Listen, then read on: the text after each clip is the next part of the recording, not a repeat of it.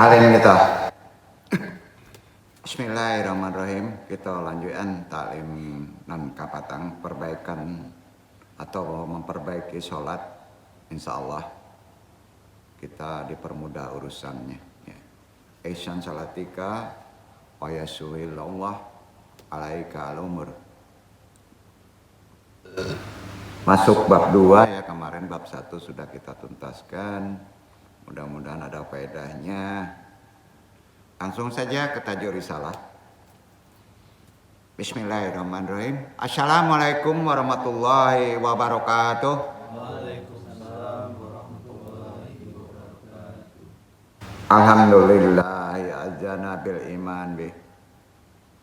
Wa hadana ila azimi syariati wa asyhadu anna bi tawqi afdali rasulih. Asyhadu alla ilaha illallah wa la syarikalah bi uluhiyatihi wa rububiyatihi wa asma'ihi wa sifatihi. Wa asyhadu anna Muhammadan abduhu wa rasuluh.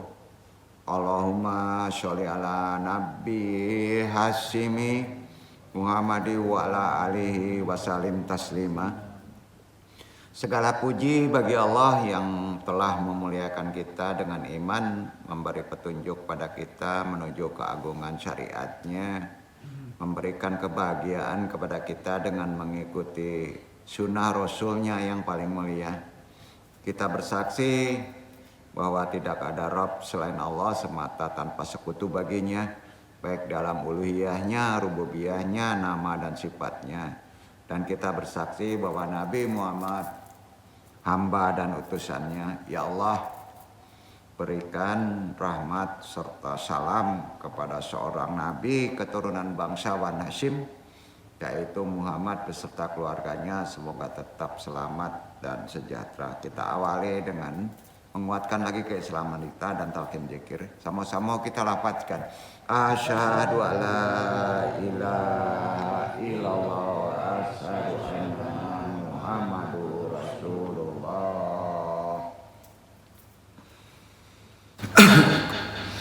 Salawatumi Allahumma sholli ala sayyidina Muhammadin nabi umi wa ala alihi wa sahbihi wa salim. Istighfar. Astaghfirullahaladzim. Astaghfirullahaladzim. Astaghfirullahaladzim. Ilahi anta maksudi waridho rahmatlubi atini mahabataka wa ma'rifataka. Toharo 3 kali. La ilaha illallah. La ilaha illallah.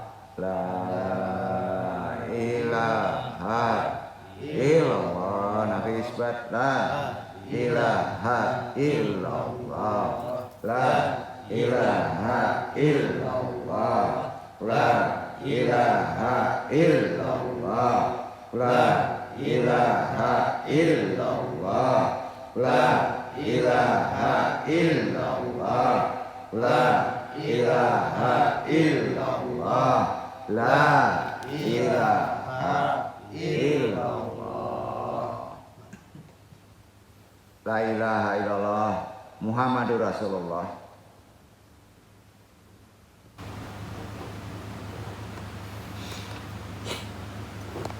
Rabbi sari sadri wa yassiri amri wa hlul 'uqdatam min lisani yafqahu qawli.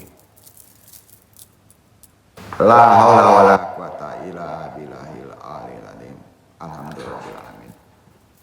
Langsung saja, karena risalah ini mesti kita bahas dengan serius. Langsung saja ke tajuk risalah. Mudah-mudahan Allah meridainya.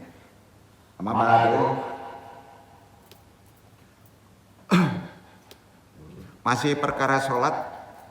Karena memang inti ajaran Islam adalah tiangnya sholat ya. Masih banyak orang yang sering sholat tapi tidak khusyuk, banyak ya. Nah, khusyuk itu maknanya kan sebenarnya intinya serius ya, takut ya. Takut itu ada kelasnya, memang ada tingkatannya ya. Hampir sama dengan kata khauf ya, atau takwa itu takut kepada Allah gitu. Analoginya begini, panggilan sholat sama kalau dianalogikan dengan panggilan ayah kepada anaknya. Seumpama nih, ada anak dipanggil, "Wan kemari," gitu umpamanya, kata ayahnya. Kalau sekedar datang ke tempat bapak memanggil, walaupun tidak ada niat nurut disuruh bapaknya, seorang anak mendatangi bapaknya sudah baik tuh. Artinya sudah baik, karena dia datang. Ya. Walaupun di dalam hatinya tidak mau menuruti perintah dari ayahnya. Ya. Kadangkala upaya anak memenuhi panggilan bapak tersebut sudah menjadi poin tersendiri di mata Allah tuh. Begitu juga sholat. Ya. Jadi arti kata bukan menggampangkan perkara sholat. Kalau diperbandingkan dengan perilaku apabila dipanggil ayahnya, tapi malah lari menjauh dan membelakangi. Jadi sikap terburuk dari seorang hamba saat dipanggil untuk mendekat tapi malah menjauh. Arti kata nggak mau datang. Ya. Jadi kalau antum sholat tapi masih sering salah, ya, kita yakini semua orang juga begitu, banyak yang salah. Kalau bukan nabi dan wali sulit khusyuk, ya. Jadi kesalahan-kesalahan yang tidak begitu fatal, ya. Karena ada kebaikan yang antum lakukan, yaitu antum dipanggil Allah datang sholat. Tingkatan khusyuk itu beda. Jadi antum sudah mengiyakan dengan menghadap, itu sudah bagus. Setelah dipanggil dan menghadap saat diperintah tapi tidak dikerjakan, itu satu kesalahan yang tidak mengganggu poin pertama. Ya. Jadi gini. Pokoknya kalau dipanggil sholat deh. Jangan pikirkan khusyuk enggak khusyuknya. Kalau kita berbuat misalnya dosa, dipanggil sholat lah. Walaupun kita akan berbuat dosa, pokoknya sholat deh gitu. Itu punya poin khusus ya. Paham ya maksudnya ya? Karena ada orang yang sholat itu harus suci dulu katanya. Nah ini gawat ini. Ya. Tujuan kita itu wajib itu sholat.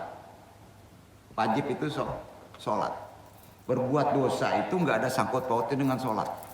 Ya. Kadangkala kita sudah sholat terpeleset juga nggak? Ya itu. Jadi tetap aja gitu. Karena itu banyak hadis ya. Ada sahabat Nabi Muhammad SAW yang zaman itu tidak terlalu soleh. Ini zaman Nabi aja ada yang nggak sholatnya sulit nih. Nabi menyuruhnya sholat tapi tidak bisa meninggalkan perbuatan mungkar lainnya. Ya. Apa komentar Nabi Muhammad kepada sahabat itu? Nanti kalau sering sholat lama-lama tidak melakukan perbuatan mungkar tadi. Jadi datang aja. Sholat aja, walaupun dapat khusyuk, tidak khusyuk gitu ya. Walaupun kita baru belajar. Jadi di situ arti kata, insya Allah ini menyuruh manusia akan diikat dengan kebaikan. Jadi kalau menyuruh manusia harus menjadi baik saat itu juga, itu keliru kalau dianggap. Ya keliru. Bisa saja setiap sholat, kan begini. Pas kita dipanggil sholat, sudah ditulis Allah bahwa orang yang sholat itu nantinya mati dalam keadaan baik. Misalnya, bisa saja setelah sholat asar, sebelum melakukan maksiat, tapi sudah meninggal. Ya, setelah sholat isya, sebelum melakukan maksiat, tapi sudah mati. Dia ada niat untuk maksiat, tapi udah mati duluan, tapi sudah sholat. Nah, jadi barokahnya sholat itu ada waktu yang potensi itu ya. Ada waktu yang berpotensi walaupun dialihkan dulu khusus atau benarnya sholat ya. Jadi potensi sholat itu akhir kenangan kita sebetulnya ya. Jadi sholat itu apa? Identitas kita sebagai manusia ya sholat ya. Sholat itu status kita sebagai manusia ya sholat. Identitas, status. Sholat itu harus dengan niat dan butuh komitmen makanya. Jadi harus pahami. Kita hidup itu status kita, identitas kita apa? Sholat. Poinnya gitu. Paham ya maksudnya ya? Jadi komitmen kita begitu. Jika melakukan maksiat maka tidak pakai niat. Ada orang yang melakukan maksiat nggak pakai niat. Umumnya nggak pakai niat. Betul kan? Renungkan tuh. Kalau pakai niat itu berarti identitasnya bukan manusia tuh. Misalkan saat naik bus ketemu wanita cantik, kemudian mata kita jelalatan umpamanya kan perintah agama nunduk. Ya. Maka yang bersangkutan sudah pasti tidak pakai niat kan? Otomatis aja kan? Pakai niat nggak? Enggak kan? Nah, betul kan? Jadi semua maksiat kita tidak jadi status. Itu tadi mata kita kepleset, ya, tahu-tahu jatuh aja gitu, ya. Tapi ketika taat, sholat, itu status hakikat kita. Syahnya niat. Ya, makanya orang yang nggak sholat, orang yang mau sholat nggak ada niat, nggak sah. Ya. Itu sebabnya sholat itu yang diharap ridho rahmat Allah ya, jelas ya. Tapi ketika dia berbuat salah, misalnya dia berangkat ke kantor dengan tidak niat korupsi, kan nggak ada orang masuk kantor niatnya korupsi, betul kan? Tapi niatnya ingin memperbaiki negara, ingin mendapat rezeki untuk amanah, ya. Tapi karena manusia kemudian terpleset melakukan korupsi nggak ada niat. Jadi dalam hidup ini mudah-mudahan dengan kita sholat, walaupun kita masih belajar, masih ikhtiar, insya Allah ya semua kesalahan kita ini, kepleset kita ini, manusia tidak menjadi mental jahat. Sama ya? Ya. Karena kalau kepleset langsung berbuat jahat, mental kita jahat. Dan semua kebaikan kita itu manusia sejatinya bermental baik, dari sonanya begitu. Garizanya baik gitu. Ya, dari sana gitu. Yaitu kebaikan yang jadi tempat kita, identitas kita, hakikat kita. Jadi jangan pernah berpikir apa artinya sholat kalau masih melakukan kemungkaran. Salah besar tuh. Hukum sholat adalah wajib, udah jelas ya. Dipanggil datang. Datang sholat. Ya. Dengan melakukan sholat, maka sudah mengurangi kemungkaran yang sering mungkin tanpa sengaja kita lakukan. Otomatis tuh. Karena antum tidak melawan ketentuan Allah. Kayak ketentuan hidup itu adalah wajib sholat. Orang mau sholat artinya dia sudah mengakui dirinya hamba Allah. Kita ini hamba Allah. Jadi kalau kita mengaku hamba Allah, mengaku Islam, sudah bersahadat, buktikan dengan apa? Sholat ya. Pembuktian itu dengan sholat. Insya Allah. Maka kepleset hidup, kesialan hidup, dosa hidup, ya ganjelan-ganjelan masalah akan dikurangi sama Allah. Ya. Jadi makna pemahamannya agak lebih berbeda sekarang. Kita permudah aja, ya. Yang penting dipanggil sholat. Ya.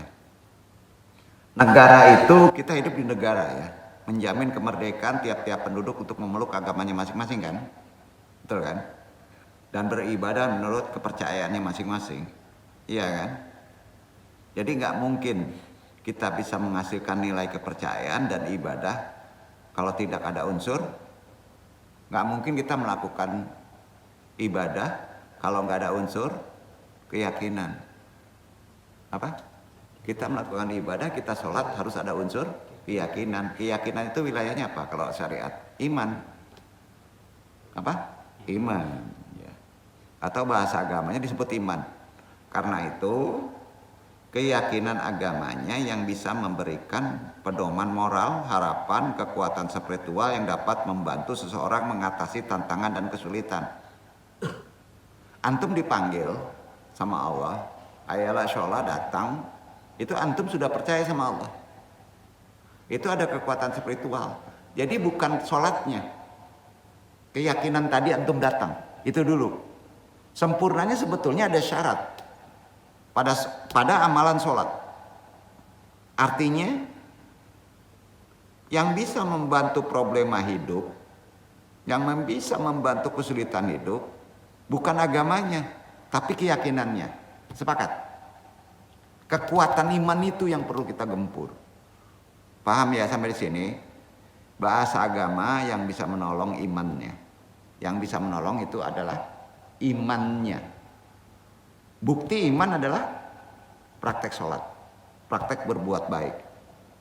Sekali lagi, bukan agamanya. Agama itu banyak, kepercayaan itu banyak. Dan bukan pula ritualnya. Tapi sempurnakan ritualnya kan, itu syarat. Jadi ritualnya, implementasinya atau amalannya harus kuat imannya. Insya Allah itu yang bisa menolong. Kalau kuat imannya, maka problema hidup semuanya bisa menolong. Yang paling berat apa sih dalam sholat? Iman, keyakinan. Kadang-kala kita dimainkan oleh pikiran. Seolah-olah kata timbul bahwa Allah itu nanti nggak nolong. Betul kan? Nah disitulah hakul yakin kita lemah, maka kuatkan iman kita. Gimana cara memperkuat iman? Kita kaji dulu pelan-pelan. Agama yang kuat imannya dapat memberikan kekuatan spiritual yang membantu seorang merasa lebih dekat dengan Rabb. Atau kekuatan yang lebih besar. Kekuatan ini dapat memberikan harapan, keberanian untuk menghadapi masalah. Walaupun demikian penting untuk diingat bahwa agama bukanlah satu-satunya solusi untuk semua masalah.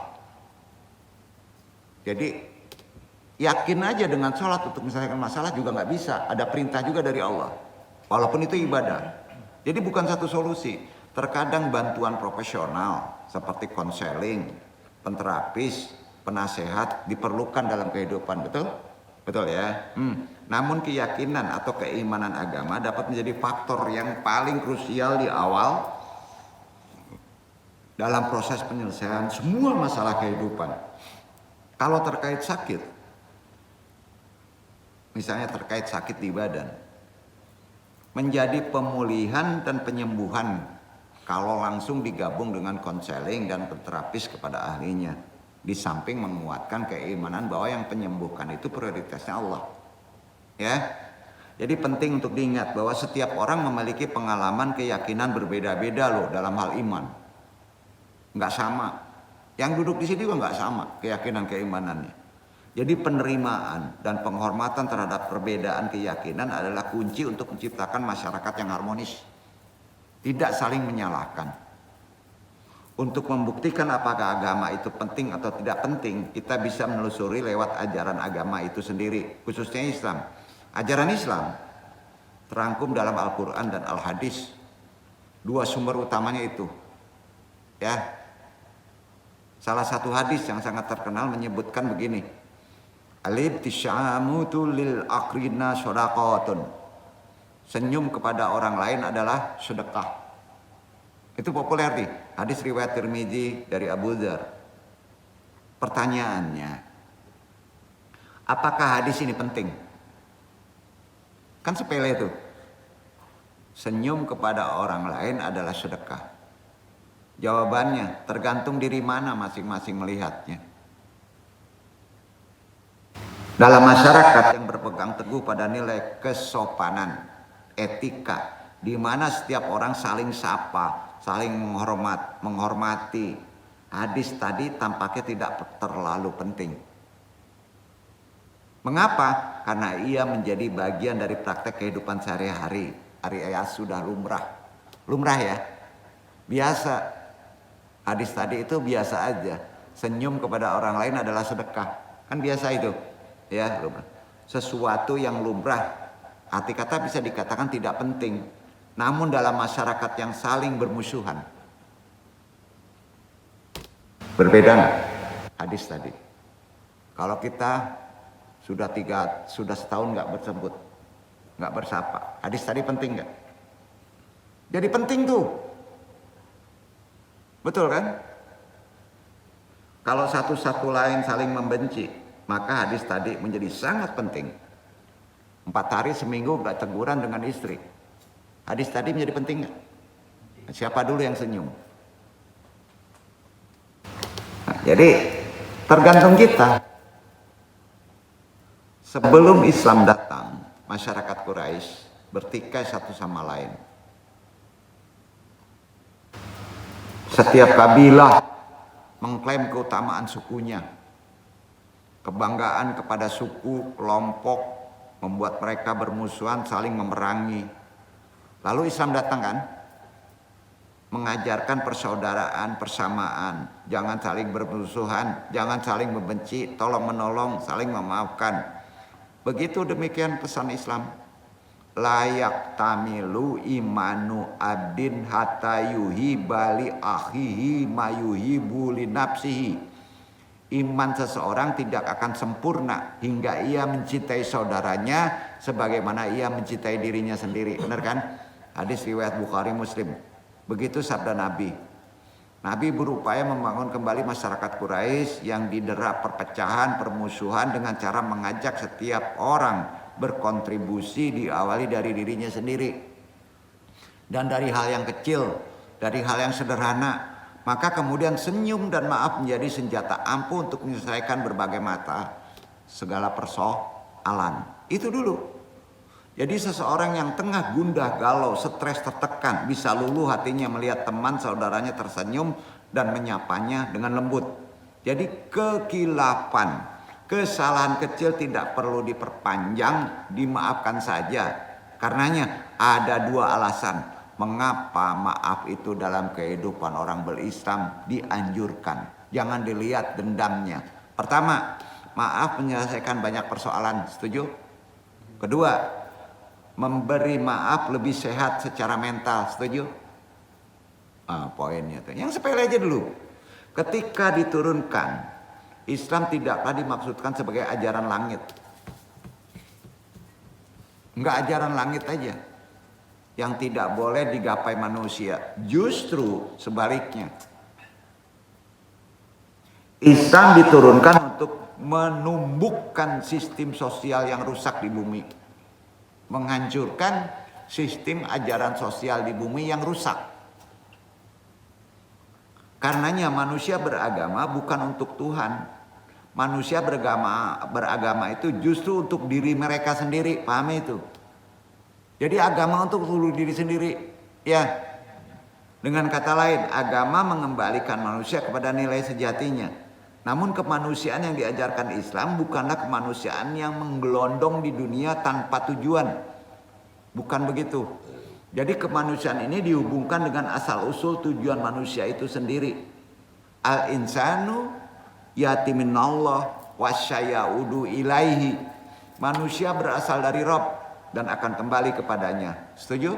Jadi atas dasar hadis tadi dapat dikatakan bahwa agama pada dasarnya adalah peneguh atas nilai-nilai kemanusiaan. Ajaran tentang maaf, menolong sesama adalah pesan kemanusiaan yang paling otentik tuh. Yang sering dilupakan oleh orang zaman sekarang.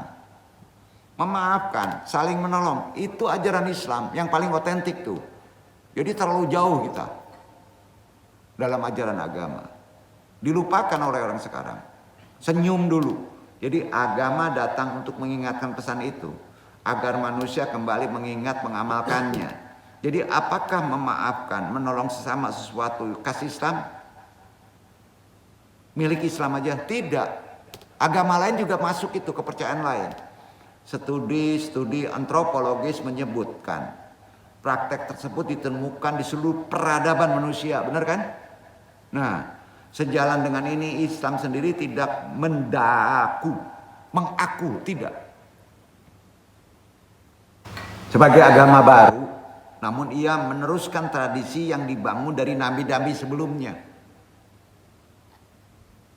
Bila memang demikian, pembicaraan tentang agama seharus dilakukan dengan saling menghormati dan penuh pengertian, tidak saling mengkafirkan. Ya. Ini karena semangatnya adalah mencari titik temu yang bisa jadi ada dalam setiap simpul peradaban manusia. Jadi pesan-pesan ajaran Islam bisa ditemukan di mana-mana, bisa dipelajari lewat berbagai kitab suci, tradisi, pemikiran umat manusia, maka sikap keberagaman yang paling otentik adalah rendah hati, enggak merasa paling benar, yaitu berpegang teguh pada kesahihan pendapat sendiri yang pada saat yang sama siap mengakui kalau itu keluar pendapat kita, siap mengakui, siap menerima bila pendapat orang lain lebih sahih. Ya. Dewasa ini kodrat zamannya sekarang. Pemahaman kaum muslim tentang ajaran Islam cenderung menitik beratkan pada aspek langitnya, bukan buminya. Seolah-olah kita beragama sepenuhnya untuk Tuhan. Seolah-olah Tuhan membutuhkan agama. Tuhan nggak membutuhkan agama. Karena Tuhan yang menciptakan agama. Sehingga pembicaraan tentang agama dilakukan secara tergopoh-gopoh, beringas, tanpa toleransi. Kalau tidak mengikuti begini salah. Ya, kan begitu. Islam nggak ngajarin gitu loh. Ya. Jadi agama lalu menjadi legitimasi atas tindakan yang justru bertentangan dengan prinsip kemanusiaan. Sekali lagi, agama bukanlah ajaran langit saja yang tidak ada hubungannya dengan bumi. Lah agama dipraktekannya di mana? Di bumi kan? Justru makna hakiki agama harus dibangun di atas bumi. Ajarannya memang dari langit. Jadi semangat pesan Islam melampaui simpul-simpul historisnya dan terus melesat menuju nilai-nilai kemanusiaan. Karena agama identik dengan nilai-nilai kemanusiaan, maka ia selalu relevan sampai akhirul zaman. Yang harus kita pahami dari agama kita. Kita pahami ya, Soekarno nih, presiden pertama RI. Ya, apinya, semangatnya bukan bentuk wadaknya, kata beliau gitu, agama itu. Yang diambil apinya, semangatnya. Jadi yang ditangkap bukanlah 2:1-nya. Khususnya pembagian waris antara laki-laki dan perempuan. Tapi semangat Islam memperjuangkan keadilan bagi perempuan. Ya. Yang pada saat Islam diturunkan nyaris tidak mungkin. Dan semangat ini harus terus dilanjutkan sesuai dengan perkembangan masyarakat. Bila prinsipnya seperti ini, bisa jadi perempuan sekarang menerima waris sama. Tuh. Walaupun ditentukan secara akidah fikih 1:2. Ya, dulu ada seorang Syekh Syadzali mengkritik sistem 2:1 dalam waris. Berubah akhirnya. Tidak relevan lagi. Karena menurut Syadzali ini masyarakat sudah berubah. Jadi kalau ada yang bertanya, yang penting yang tidak berubah akidah. Ya. Fikih yang bersifat akidah. Ya. Tuhan itu satu, nggak bisa dua. Itu yang nggak bisa berubah. Betul kan? Babi itu haram. Ya. Nggak bisa berubah itu. Ya. Ada yang beberapa itu yang berubah. Jadi kalau ada yang bertanya dalam ajaran Islam, apa sih yang tidak berubah di dunia ini? Di dunia ini pasti berubah. Bukan merubah agama. Perubahan adalah kodrat. Setuju? Perubahan itu kodrat nggak? Kodrat ya? Ya. Nah. Agama pun berubah sesuai dengan perkembangan zaman yang fikih, yang akidahnya yang tidak berubah. Juga terus berubah. Dulu mungkin kalau kita ke Mekah nggak boleh naik pesawat karena pesawat nggak ada. Iya kan? Bentuk pesawat aja nggak tahu, pasti naik onta kan? Iya kan? Ketika manusia semakin berperadaban, banyak aspek agama yang harus dikaji ulang, ditafsirkan kembali agar semangat tetap relevan. Jadi pada abad modern sekarang ini, peran agama semakin tergerus oleh nalar manusia. Benar? Ya. Peran agama sebagai sistem penjelas diambil alih oleh nalar manusia, tersaingi, benar? Ilmu pengetahuan teknologi. Ilmu pengetahuan teknologi bisa memprediksi secara lebih baik apa yang terjadi hari esok. Orang menyebutnya sekularisasi. Proses di mana akal budi manusia dipercaya sangat mencari jawaban atas segala peri kehidupan ini.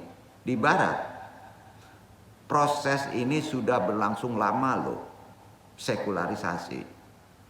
Ya, udah lama. Di lingkungan kaum muslim, sekularisasi baru terjadi 1 abad terakhir. Anda tidak mendukung sekularisasi loh. Itu terkait pengetahuan dan teknologi. Hal yang paling mencolok dari proses ini adalah munculnya ilmu pengetahuan dan teknologi, sekularisasi. Itu bukan ideologi.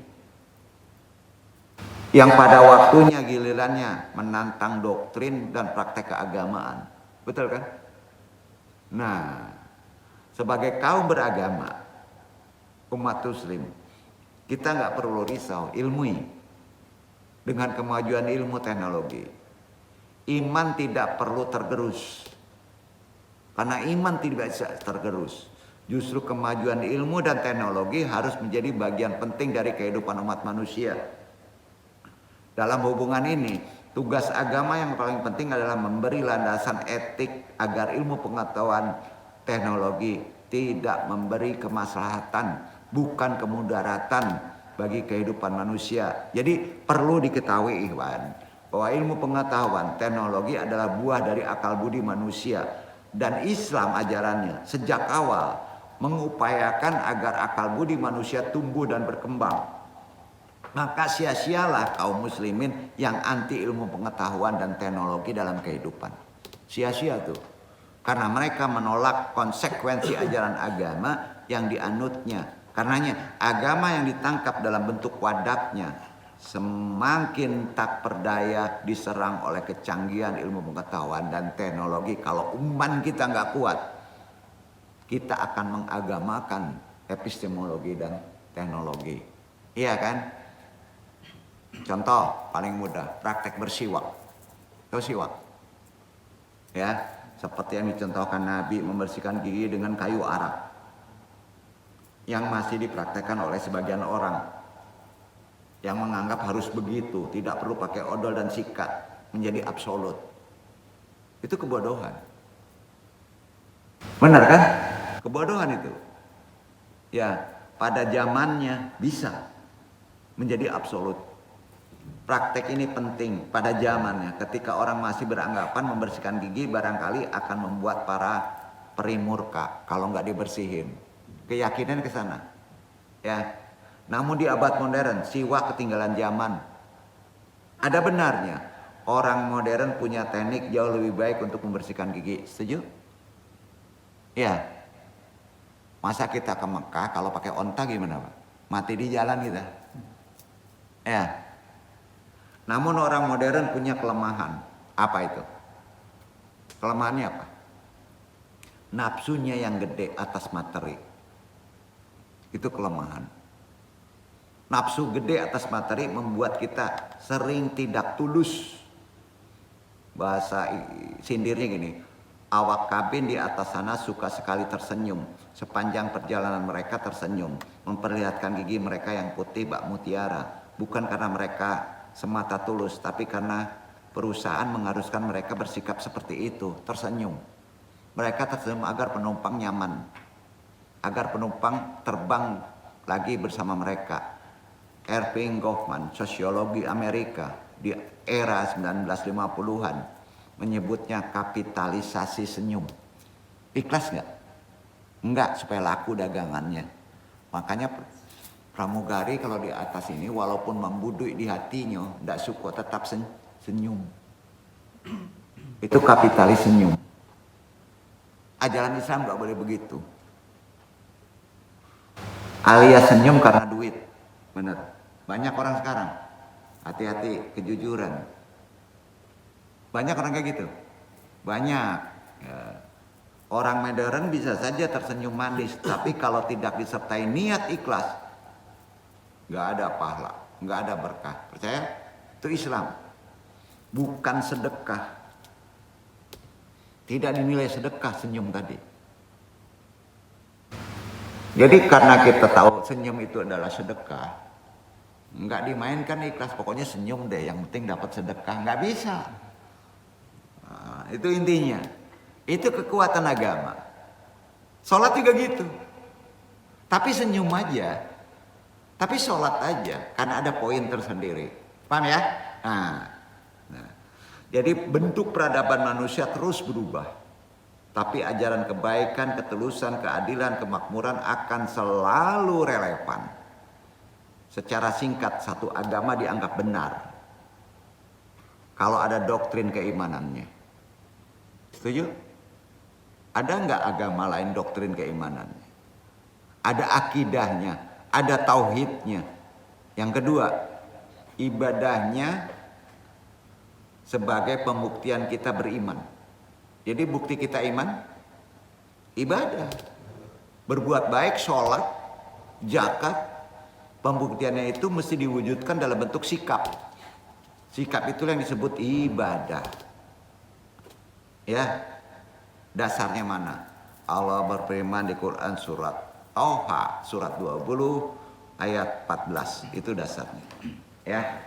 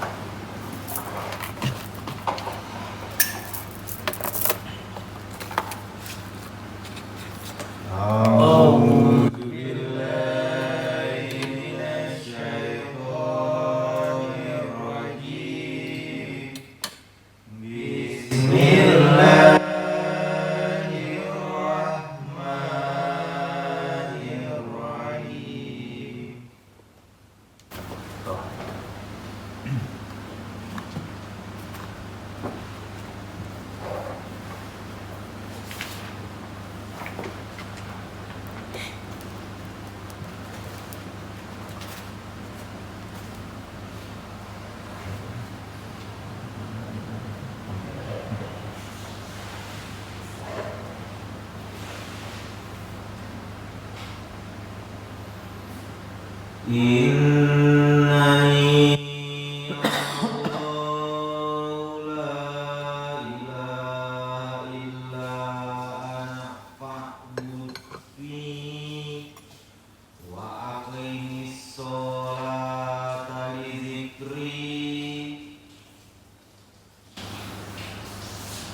Sesungguhnya aku ini adalah Allah.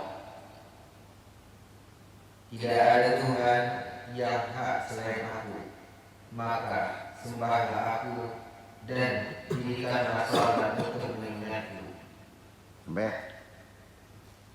Sesungguhnya aku adalah Allah, tidak ada Rob selain aku, maka sembahlah, sholatlah aku, sembahlah aku, sholatlah kepadaku yang kuperintahkan, tegakkanlah sholat untuk bisa mengingatku. Fa'budni, kata Allah, buktikan, buktikan, buktikan kebertuhanan kamu, ya, dengan menyembahku, ya. Kalau ada yang memitahkan menyembah itu salah itu, menyembah itu harus, sujud itu menyembah, ya kan? Hati-hati. Kecuali kepada makhluk yang nggak boleh. Ya. Jadi nama Allah itu mempunyai dua arti. Ada yang tahu? Allah itu artinya apa? Pertama, ilahun wahid, dipertuhankan. Yang kedua, disembah. Itu arti Allah. Dipertuhankan kemudian disembah. Dua arti. Ya. Itu arti makna Allah, dipertuhankan dan disembah. Perintahnya ada di Thaha, itu perintah sholat. Di samping banyak ayat-ayat sholat. Ya. Ketiga, harus punya unsur praktikal. Praktek menyembah harus ada unsur prakteknya. implementatif dalam interaksi kehidupan. Jadi bukan cuman menyembah Tuhan saja, terus bukti ibadah itu dibawa dalam interaksi keseharian. Seperti apa wujudnya? Zaman dulu orang itu jujur. Jujur dulu, sidik. Kalau kita di sholat nggak sidik, percuma sholatnya. Zaman dulu nih ya, bangga dengan kejujurannya, bukan sebagai orang jujur. Bangganya itu apa?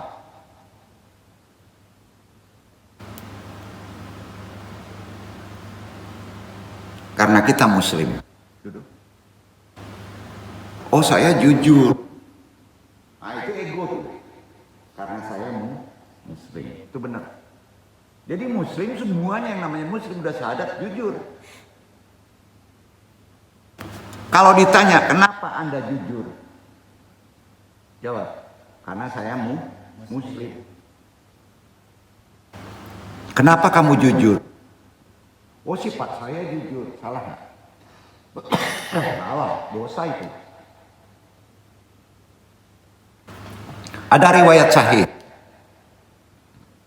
Ketika ada seorang pengembala, ya, di Sahara, gersang gurun Sahara, diuji oleh sahabat Umar bin Khattab, waktu itu khalifah, ingin mengambil kambingnya. Jawaban si pengembala padahal anak nih, anak kecil nih. Walakina hadaha laisyari. Tapi ini bukan punya saya. Kambing ini bukan punya saya. Jawaban anak itu. Dijawab lagi sama sahabat Umar. Akhbara sayyidaka an ahada mi'ajatihi ukallahul dibu.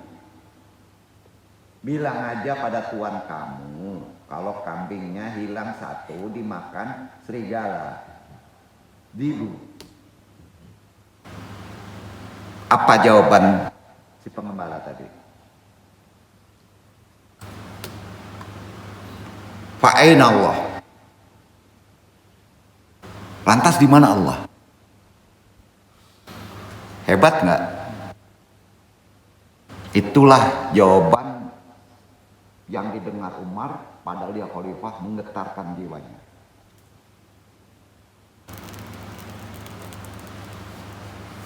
Ini anak sudah bermakomat apa kalau di runut keyakinan? Ihsan. Di mana saja Allah melihat kita, maka dia tidak mau.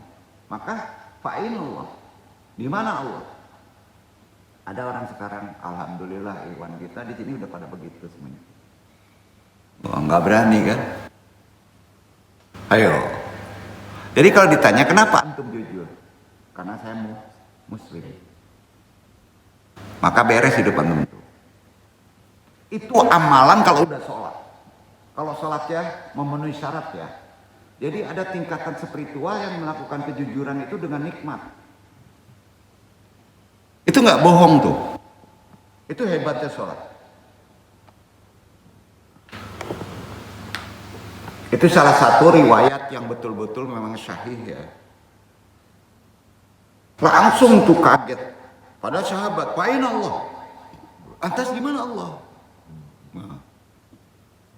Jawaban tadi menggetarkan jiwa. Jadi kebenaran yang diungkap dengan sikap kejujuran itu implementasi daripada nilai beragama dipraktekkan dari ibadah. Disebut muamalah. Kan bahasanya begitu.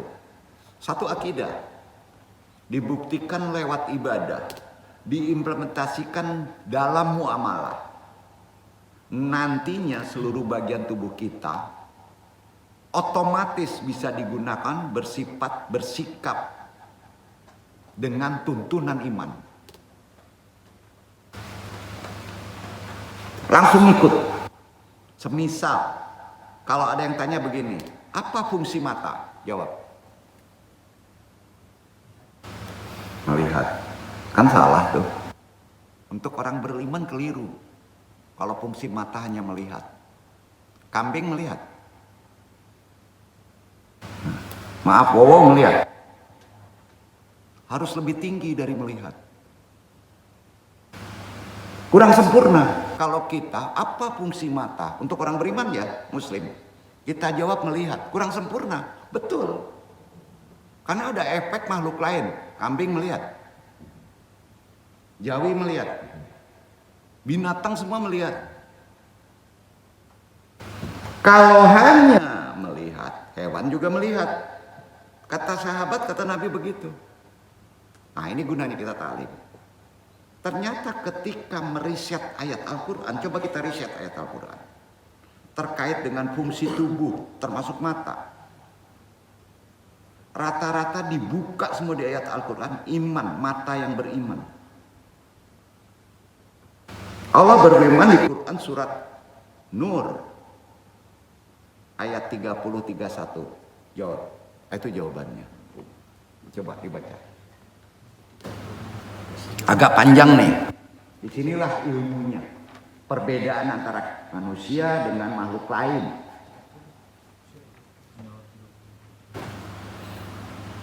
Surat 24. Ayat 30-31.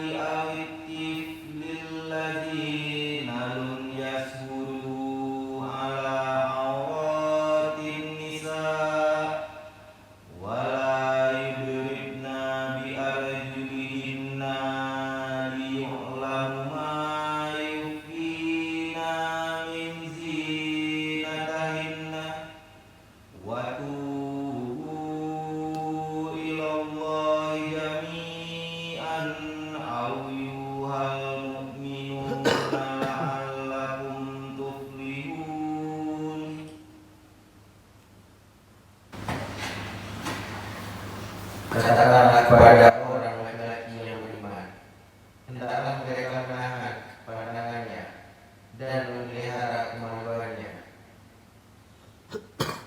Yang demikian itu adalah lebih suci bagi mereka. Sesungguhnya Allah Maha mengetahui apa yang mereka berbuat. Katakanlah kepada wanita yang beriman, hendaklah mereka menahan dan memelihara kemaluannya. Dan janganlah mereka menampakkan perhiasannya kecuali yang biasa nampak daripadanya.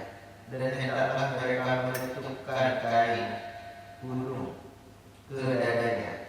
Dan janganlah menampakkan perhiasannya kecuali pada suami mereka atau ayah mereka atau ayah suami mereka atau putra-putra mereka atau putra-putra suami mereka atau saudara-saudara laki-laki mereka atau putra-putra saudara laki-laki mereka atau putra-putra saudara perempuan mereka atau wanita-wanita Islam atau budak-budak yang mereka miliki atau pelayan-pelayan laki-laki yang tidak mempunyai keinginan terhadap wanita atau anak-anak yang belum mengerti tentang aurat wanita. Dan janganlah mereka memukulkan kakinya agar diketahui perhiasan yang mereka sembunyikan. Dan bertaubatlah kamu sekalian kepada Allah, hai orang-orang yang beriman, supaya kamu beruntung. Jadi mata kita kalau ingin beruntung, jangan gunakan mata natural. Tangkap nggak? Mata natural apa? Mata hewan. Jadi mata itu harus jadi mata iman, tangan iman, kemaluan iman, kaki iman. Itu ajaran Islam, makanya indrawi kita coba di riset melalui Al-Quran. Itu implementasi dari kita sholat. Diperintahkan aplikasinya dalam melihat. Kalau nggak ada iman, maka kita melotot aja. Benar nggak? Ini dalam loh. Makanya kita udah tahu pengertian iman itu bisa tinggi. Kalau rendah, sholat pun tinggi. Kita mau mengambil yang bukan hak kita, tangan kita. Kalau kita mengikuti riset dari Quran, insya Allah hidup antum beruntung. Yakini itu. Setuju tuh? Maka tadi, fungsi mata apa? Melihat, betul. Tapi untuk makhluk yang sama semua. Tapi kalau mata untuk manusia nggak begitu. Setuju? Harus ada iman. Ya, jadi udah jelas. Laki-laki, perempuan. Hai Muhammad, katakan, viralkan, nyatakan beriman pandangannya. Harus ada iman pandangan itu.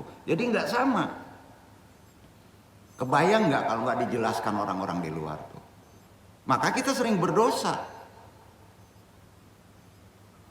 Jadi nggak ada alasan misalnya, oh terbuka dada, terbuka rambut, ya tundukkan. Kalau terlihat juga istighfar, gitu. Kebayang nggak dosa kita? Dosa jariah di luar. Maka kita sering nggak beruntung juga perkara itu. Hafalan aja kita Quran, melihat paha yang bukan muhrim untuk kita. Bisa hilang itu, terganggu memori. Nah kan susah tuh. Ya. Jadi sudah jelas ya, pandangan harus dibimbing, harus jadi mata iman. Arti kata nanti yang dilihat yang baik-baik saja. Iya kan? Kan itu artinya. Riset Qurannya kan itu. Perintahnya. Standar iman begitu. Jadi kalau menurut imannya tak baik, jangan dilihat.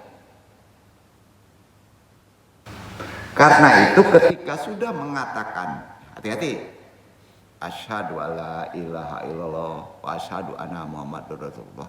Kita standar kita harus sudah dipakai tuh iman. Kalau enggak, terhalang rezeki kita. Lisan itu turunnya kemana?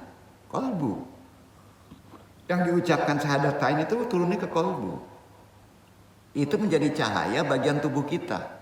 Makanya ketika antum melihat itu ada cara pandang tertentu, harus dibimbing iman standarnya. Beda dengan tanpa iman. Beda. Kalau nggak ada iman, semua mungkin terlihat. Betul. Berani membuka. Apalagi dunia medsos. Wah, ini udah berat kaji ini. Tapi benar kan? Ketika ada iman, hati kita, mata kita akan bicara ini enggak baik, segera palingkan. Itu fikih. Nah, memalingkan dari yang tak baik menurut iman itu namanya apa? Menurut iman, memalingkan dari yang tak baik menurut iman, namanya di Quran gadul basyar. Gadul basyar. Sama perempuan juga setara. Akhbir kula aimra atakul annaha mu'aminat antus takdim hadda alaira bi irsyad imaniha aindama layakun dalika yaidan wakab imaniha. Katakan pada setiap perempuan yang menyatakan dia beriman, yang sudah bersahadat, yang merasa dia muslimah, kalau laki-laki muslim, maka gunakan pandangan itu dengan bimbingan imannya. Ketika tak baik menurut imannya, segera palingkan. Dipraktekkan nggak zaman sekarang? Ayo. Betul kan? Fungsi telinga mendengar harus dibimbing dengan Quran. Fungsi tangan mengambil, berikhtiar harus dibimbing dengan tangan iman gitu. Itu riset Al-Quran harus dipraktekkan. Umpama antum melihat kajian di YouTube, kajian dong pokoknya ya. Terus ada iklan, menurut standar iman, nggak bagus iklan itu. Palingkan, kan gitu, ya. Nah, begitu juga naik pesawat. Umpama terjadi sebelum naik pesawat, ada orang bacaka, ada orang demo, kemudian ada pramugari, cantik. Mana dulu yang dilihat pandangan? Mana dulu? Pasti pramugari. Nah, berarti pandangan kita tidak ada standar iman. Seharusnya kita menyelesaikan yang bermasalah. Itu perintah agama. Ya. Perintah iman itu palingkan mata, karena bisa langsung ke hati. Dasarnya mana? Allah berfirman nih. Ini benar nih, kalau Allah ngomong pasti benar nih. Kalau terlalu diumbar mata. Ya. Al-Hujurat surat 49. 49 suratnya, ayatnya 11-12 Iqra. Itu resikonya kalau mengumbar.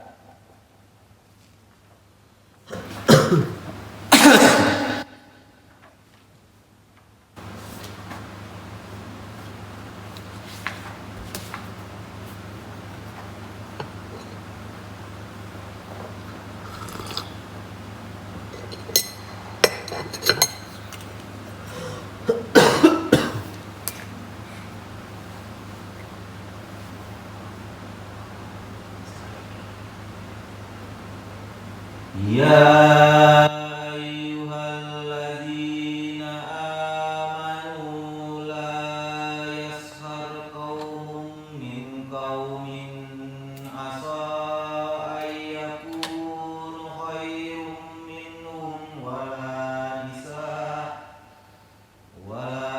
nisa'un min nisa'in asa ayyakunna khairum minhum wala talmizu anfusakum wala tanabazu bil alqab bisa ismul fusuqu ba'dal iman wa man lam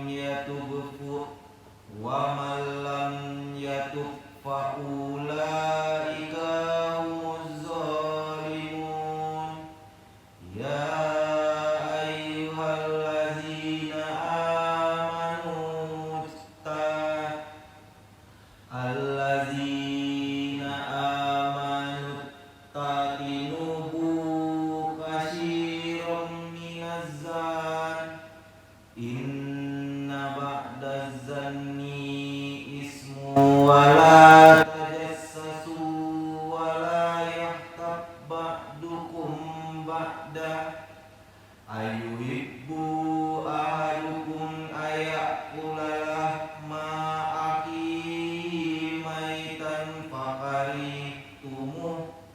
wattaqullah innallaha tawwabur rahim. Hai orang-orang yang beriman, janganlah suatu kaum mengolok-olok kaum yang lain, karena boleh jadi mereka yang diolok-olokkan lebih baik dari mereka yang mengolok-olokkan. Dan janganlah pula wanita-wanita mengolok-olokkan wanita-wanita lain, karena boleh jadi wanita-wanita yang diperolok-olokkan lebih baik dari wanita yang mengolok-olokkan. Dan janganlah kamu mencela dirimu sendiri, dan janganlah kamu memanggil dengan gelar-gelar yang buruk.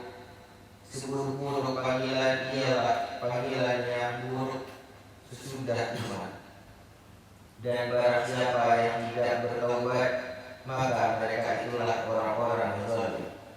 Hai orang-orang yang beriman, jauhilah kebanyakan dari prasangka. Sesungguhnya sebagian prasangka itu adalah dosa. Dan janganlah kamu mencari-cari kesalahan orang lain, dan janganlah sebagian kamu memuji sebahagian yang lain.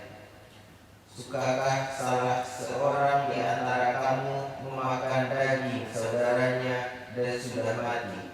Maka tentulah kamu merasa jijik padanya, dan bertakwalah kepada Allah. Sesungguhnya Allah Maha Penerima Taubat lagi Maha Penyayang. Jadi gini, kalau kita nggak ada sekat, ya, tindakan kita, ucapan kita, menilai dari kecerdasan kita, implementasi dari otak tanpa ada ruhani iman, dijamin deh, kita ini akan timbul masalah. Nah, ini perlu kepekaan, perlu dilatih. Ya, kadang-kala orang itu diem, bukan bodoh. Karena dia tidak akan ngomong kalau tidak ada tuntunan iman. Ya, kita kan karena pintar, kita langsung melihat dari percaya dengan mata, percaya dengan kecerdasan otak, percaya dengan pendengaran, percaya dengan ucapan orang. Bodoh nggak hidup kita? Ya, jadi nggak bisa kita menganalisa cepat. Nggak bisa. Kita harus pelajari. Misalnya kita mencari jodoh, hanya melihat dari mata saja, belum kenal keimanan mereka itu sampai di mana. Nah, terjerumus tuh. Karena mata sering nipu. Itu mata hewan biasa. Paham ya? Ini penting untuk mengingatkan. Maka tanya ahlinya. Ya. Kalau mereka sudah merubah pola pandang, pola pikirnya dengan iman, meriset dari Quran, ya, maka dia tidak akan mengeluarkan suatu terapi, suatu nasihat, ya, bukan berdasarkan intelektualnya. Pasti akan menunjuki itu. Nah, sayangnya orang sekarang itu sering dibenturkan dengan intelektual tinggi. Menurut manajemen begini, ini pasti benar. Waduh, ini kacau nih. Berarti dia melawan Quran. Disinilah perlu, kalau kita masih belum cerdas iman kita, belum cerdas rohani kita, taklid dulu deh sama gurunya. Ya. Disinilah kehati-hatian kita. Mungkin tinggi keilmuan seseorang, kadangkala mungkin dijadikan ilmu itu Tuhan, suatu kepercayaan penuh. Salah, jelas salah. Kalau ada di Quran, ya ayyuhalladzina, ya, aladzina, itu di Quran itu sampai 1080 kali disebutkan di Quran.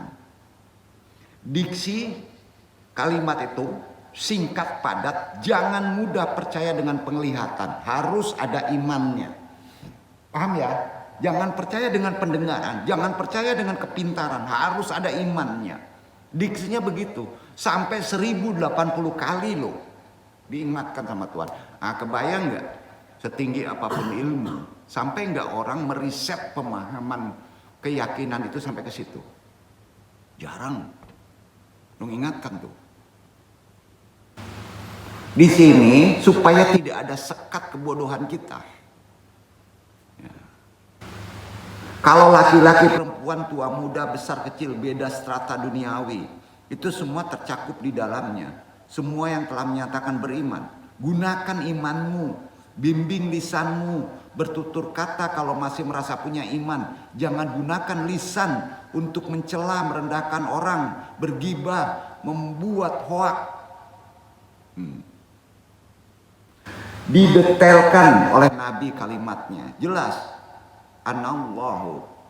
Siapapun. Ketika dirinci. Man. Itu bentuk tunggal, personal. Tapi maknanya general. Besar. Jadi kalau kita baca ayat, hadis. Posisikan kalau ada kata-kata man. Nabi sedang langsung bicara dengan kita. Kalau engkau merasa beriman, yakin, mata kamu dihisap, ucapan kamu dihisap, epistemologi kamu dihisap, yakin, itu dulu. Dipertanggungjawabkan itu. Ada nggak tuntunan imannya? Maka katakan yang baik dengan bimbingan iman. Nah itu dia. Diibaratkan hubungan suami istri. Rumah tangga, pasti sakinah itu muncul dalam kehidupan rumah tangga. Sebabnya, kenapa sakinah didahulukan dibandingkan mawadah. Ini agak berat pemahamannya, tapi Anda harus menyampaikannya. Jadi hati-hati, walaupun nama istri kita sakinah, umpamanya ya, nggak akan datang tuh ketenangan. Kalau nggak ada keimanan dalam rumah tangga. Rahasianya, kenapa sakinah duluan dibandingkan mawaddah? Maddah jamaknya mawaddah, rasa kasih sayang tumbuh dari pemberian materi umpamanya. Jadi kalau rumah tangga itu ingin cenderung pada kebahagiaan, berbagi dengan materi, ya istri kalau nggak dibagi materi cemberut kan? Iya kan? Nah, suami datang harus tersenyum, kemudian aplikasinya senyum itu berikan emas 2 kilo maka senyumnya ikhlas. Benar gak? Itu naturalnya. Nah itu pasti sehat lagi tuh si istri itu. Jadi mawadah, tapi maaf walaupun kita mapan bekerja, harta cukup melimpah ruah, tapi tidak ada ketenangan di rumah tangga. Kalau sakinah mawadahnya nggak ada, hampa kehidupan rumah tangga. Itulah sebabnya kenapa di Quran sakinah lebih dulu dibandingkan mawaddah. Pertanyaannya sekarang, pilih mana? Kaya tapi gelisah, miskin tapi tenang. Jawab. Pilih mana? Kaya gelisah terus hidupnya, nggak bisa tidur, bengek timbul, asam urat naik, asam lambung naik, gelisah terus. Miskin tapi tenang. Pilih mana?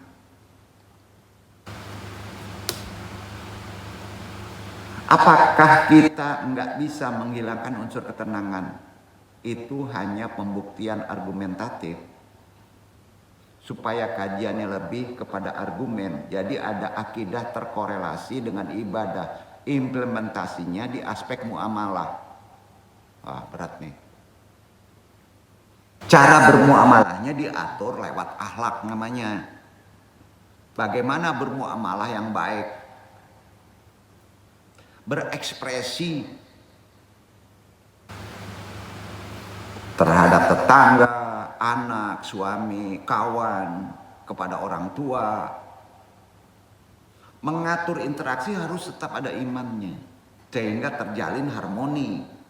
Islam mengaturnya sampai detail itu. Itulah yang disebut dengan akhlak.